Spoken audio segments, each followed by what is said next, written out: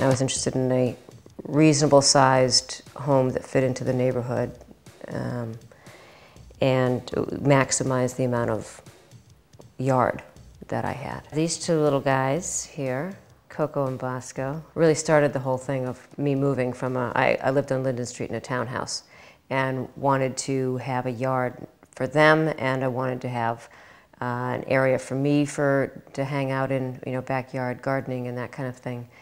And looked around and for a while for a small house in the area, and didn't really find something, and this lot was available. There was an event at Wellesley Library by an architect writer on essentially kind of building small. I engaged Jan Gleistein. I had read an article in the Wellesley Weston magazine about a woman. It was interviewing a couple who had wanted to build a smaller home and arts and crafts style.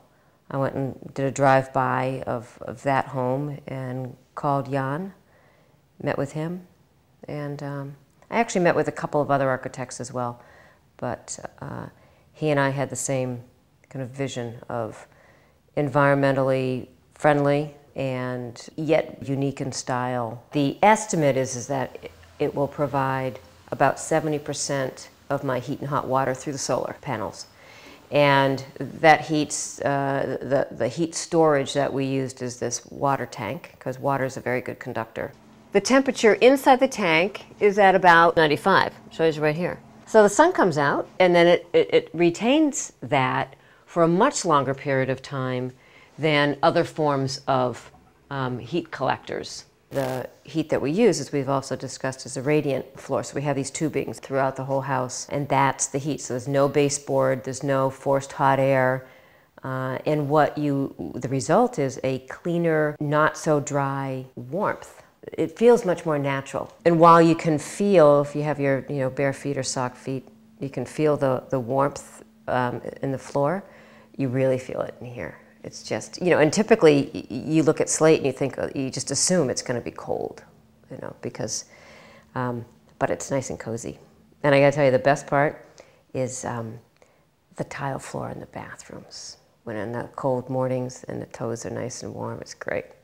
It's really great. Another area is in the insulation. We use, the brand name of it is Icynene. It's kind of a blow-in insulation, very, very tight. I mean, it also has the benefit of pretty significant soundproofing. But what it does is you blow it in and it forms around things like electrical outlets and windows. You'd be amazed how much heat is lost around a plug. It's a relatively new form of insulation, and it just works beautifully. Additionally, on the southerly, the windows here are a relatively new window from Pella. The southerly facing side has a different type of glaze, so that the hottest sun that you get, which is from the south, it does not permeate. The heat does not permeate, so it doesn't bake your house.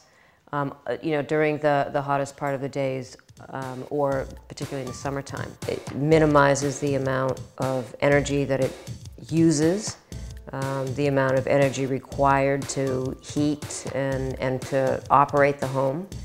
And, not only from a cost-saving standpoint down the road, but